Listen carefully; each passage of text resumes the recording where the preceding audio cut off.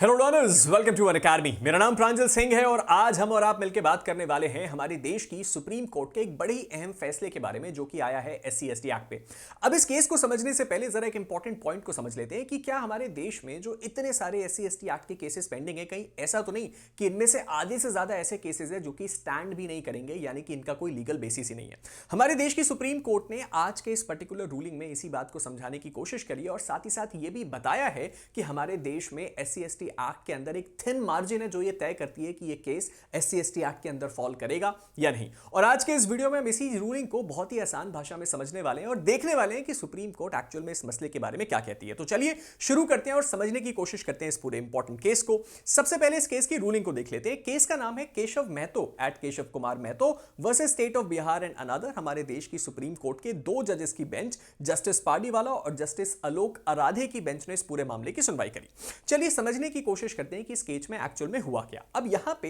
हुआ कुछ ऐसा कि एक एफआईआर जो है वो दर्ज हुई और एफआईआर जो है वो आईपीसी की कई धाराओं पे दर्ज हुई, यानी कि assault, restrain, threat, caste based abuse at an anganwadi centre. तो बेसिकली यहां पे एक व्यक्ति है जो कि जाके एक एफआईआर दर्ज करवाता है और वो ये कहता है कि एक आंगनबाड़ी सेंटर में जब वो गया तो उसके साथ बहुत बदतमीजी से बर्ताव किया गया, उसके साथ गलत तरीके से व्यवहार किया गया, उसके ऊपर हमला किया गया, उसको उस जगह पे बंद करने की कोशिश करी गई, उसके साथ उसके साथ कास्ट बेस्ड अब्यूज भी किया गया, यानी कि उसकी जाति को लेके भी उसके साथ अभद्रता करी गई। अब इस सिचुएशन में ये जो कंप्लेनेंट था ये शेड्यूल्ड कास्ट को बिलोंग करते थे और इस सिचुएशन में जो अपीलांट है, यानी कि वो व्यक्ति जिसके ऊपर आरोप लगा कि उसने अभद्रता करी है, उसके ऊपर बहुत सारी धाराएं लगी, जैसे कि आईपीसी की ये सारी धाराएं और उसके साथ ही साथ एससी एसटी एक्ट की भी धाराएं लगी, जैसे कि सेक्शन 31R और section 31S of the SC ST act. अब इस सिचुएशन में जैसे इस व्यक्ति के ऊपर ये सारे आरोप लगे तो तुरंत ट्रायल कोर्ट ने इस व्यक्ति को समन भेज दिया। लेकिन इसके समन के पास इसके पास पहुंचते ही ये तुरंत गए पटना हाईकोर्ट और उन्होंने पटना हाईकोर्ट में जाके बोला कि सर, हम आपसे ये चाहते हैं कि आप हमारे इस केस को क्वॉश कर दें क्योंकि मुझसे ऐसी कोई गलती तो हुई नहीं है। अब इस सिचुएशन में पटना हाईकोर्ट ने इस व्यक्ति को रिलीफ देने से मना कर दिया और बोला कि आपके खिलाफ तो एससी एसटी एक्ट का मामला बनेगा। अब इस पूरी सिचुएशन में ये व्यक्ति सुप्रीम कोर्ट पहुंचते हैं और सुप्रीम कोर्ट के पास सबसे इंपॉर्टेंट एक लीगल इशू आता है और वो लीगल इशू ये था कि अगर कोई एक ऐसा व्यक्ति है जो एससी एसटी कम्युनिटी को बिलोंग करता है, यहां के एग्जांपल के लिए समझ लेते हैं कि कोई ऐसा व्यक्ति जो शेड्यूल कास्ट को बिलोंग करता है और उसके साथ अगर आप गाली गलौज करें, उसकी इंसल्ट करें, भले ही वो व्यक्ति शेड्यूल कास्ट को बिलोंग करता हो, लेकिन आपने गाली उसको उसकी कास्ट से रिलेटेड नहीं दी है, तो क्या इस सिचुएशन में सामने वाले व्यक्ति ऑटोमेटिकली आपके खिलाफ एससी एसटी का केस कर सकता है और उसके साथ ही साथ सेक्शन 31R और सेक्शन 31S जो कि एससी एसटी एक्ट का है वो इस पूरे मामले में लगाया जा सकता है या नहीं। और इस सिचुएशन में इस बात को स्पेशली कोर्ट को डील करना था कि अगर सामने वाले व्यक्ति ने किसी शेड्यूल कास्ट व्यक्ति को गाली दी है लेकिन उसका इंटेंट उसकी कास्ट को गाली देना नहीं, उस व्यक्ति को किसी दूसरे कारण से गाली देना था, तो क्या इस सिचुएशन में एससी एसटी एक्ट इसमें लग सकता है या नहीं, इस हां या ना पे सुप्रीम कोर्ट को पूरा फैसला सुनाना था। अब इससे पहले कि हम ये समझने की कोशिश करें कि सुप्रीम कोर्ट ने इस हां ना वाले फैसले में क्या कहा, एक बार जरा ये समझ लेते हैं कि एससी एसटी एक्ट की जो दो धाराएं लगी थी जिसके ऊपर सुप्रीम कोर्ट की रूलिंग आई, वो दो धाराएं कहती क्या है। Section 31R SC ST act का ये कहता है कि जब कभी भी कोई एक व्यक्ति इंटेंशनली, यानी कि अपनी पूरी इच्छा से या किसी सामने वाले व्यक्ति को या तो इंसल्ट करे या तो इंटिमिडेट करे, इस इंटेंट से कि वो सामने वाले को ह्यूमिलिएट कर सके, और ये व्यक्ति कौन है, ये एक ऐसा व्यक्ति है जो कि एससी या एसटी कम्युनिटी को बिलोंग करता है और इसको ह्यूमिलिएट इसलिए किया जा रहा है क्योंकि ये किसी स्पेसिफिक कास्ट का है या इसकी कास्ट को वजह बना के इसको ह्यूमिलिएट किया जा रहा है, तो सामने वाले व्यक्ति को 31R of the SC ST act में सजा दी जाएगी। सेक्शन 31S क्या कहता है, ये सेक्शन नंबर 31S पनिश करता है अगर आप कभी भी किसी व्यक्ति को अब्यूज करते हैं उसकी कास्ट का नाम लेके। तो ये दोनों सेक्शन जो हैं वो इस पर्टिकुलर एफआईआर में दर्ज करवाए गए थे और सुप्रीम कोर्ट को इस पूरे मामले पे सुनवाई करनी थी। अब हम जरा एक एक करके समझने की कोशिश करते हैं कि सुप्रीम कोर्ट ने इसमें अपने ऑब्जर्वेशंस क्या दिए। सबसे पहले तो सुप्रीम कोर्ट ने section 31R intent to humiliate is essential के बारे में अपनी कुछ ऑब्जर्वेशंस दी। सुप्रीम कोर्ट ने बोला कि भाई देखिए ऐसा है, अगर आपको 31R लगाना है तो दो इंपॉर्टेंट चीजें होनी चाहिए। पहला, विक्टिम जो है वो एससी एसटी कम्युनिटी का होना चाहिए, इस केस में ये बात थी, यानी कि जो विक्टिम था वो शेड्यूल कास्ट था। दूसरी बात बोली गई कि जो इंसल्ट है और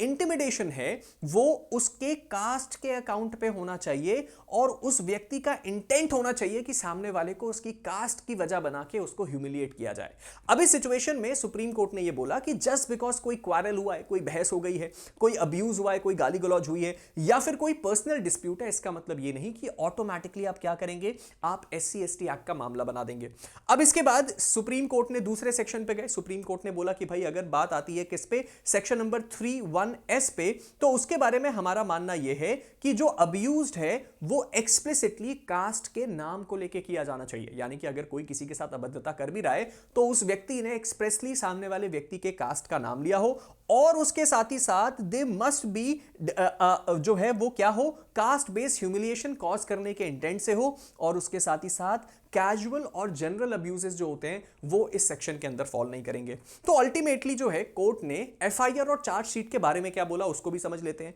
कोर्ट ने यह बोला कि भाई जो भी एलिगेशंस यहां पे लगाए गए हैं इस पर्टिकुलर FIR में, इस पर्टिकुलर चार्जशीट में, वो वेग है, उनका कोई भी बेस नहीं है। साथ ही साथ ये बोला गया कि सर यहां पे कोई भी बात सामने निकल के नहीं आई है कि उस व्यक्ति की कास्ट से जुड़ा हुआ कोई शब्द इस्तेमाल किया गया हो या उसके साथ गाली गलौज करी गई हो, और यहां पे कोई भी ऐसा एलिगेशन नहीं है जो सामने वाले का इंटेंट भी प्रूफ कर पाए। और इस सिचुएशन से कोर्ट अपनी रूलिंग क्या देती है, कोर्ट अपनी रूलिंग यह देती है कि सर जो बहुत ज्यादा एसेंशियल इंग्रेडिएंट है किसका, इन दो सेक्शन का 31R और 31S का, वो मीट नहीं होता है। और वो दो इंपॉर्टेंट इंग्रेडिएंट क्या हैं, आपकी कास्ट को वजह बना के आपके साथ गलत हुआ हो और दूसरा सामने वाले का इंटेंट, और ये दोनों ही चीजें यहां पे नहीं हुई हैं। और उसके साथ ही साथ कि अगर FIR में एलिगेशन है भी और वो एक्सेप्ट भी होती है ट्रू, तो भी प्राइमा फेसाई ऑफेंस जो है SC ST एक्ट का वो डिस्क्लोज नहीं होता है। और इस सिचुएशन में हाई कोर्ट ने जो सामने वाले व्यक्ति को रिलीफ देने से मना कर दिया था, उसके केस को क्वॉश करने से मना कर दिया था, सुप्रीम कोर्ट ने बोला जी नहीं, हम हाई कोर्ट के फैसले को सेट असाइड करते हैं और जो भी क्रिमिनल प्रोसीडिंग्स अपिलांट यानी कि वो व्यक्ति जिसके ऊपर आरोप लगा था, FIR दर्ज हुई थी, उसको क्वॉश किया जाता है और उस व्यक्ति के खिलाफ सारे क्रिमिनल केसेस को बंद किया जाता है। यह था सुप्रीम कोर्ट का इंपॉर्टेंट फैसला, जिसमें सुप्रीम कोर्ट ने यह बात समझाने की कोशिश करी कि सर SC ST एक्ट किन मामलों में लग सकता है और स्पेसिफिक किन सिचुएशंस पे लागू हो सकता है। अब आपको क्या लगता है इस पूरे फैसले के बारे में, आप मुझे जरूर बताइएगा नीचे कमेंट सेक्शन में। लेकिन उससे पहले कि मैं इस वीडियो को एंड करूं, एक बड़ी इंपॉर्टेंट बात आपको बतानी है, वो ये है कि अगर आप एक जुडिशरी एस्पिरेंट हैं और अगर आप जुडिशरी की तैयारी कर रहे हैं तो शायद ये सही मौका है, आप हमारे साथ जुड़ के अपनी जुडिशरी की प्रिपरेशन को आगे बढ़ा सकते हैं।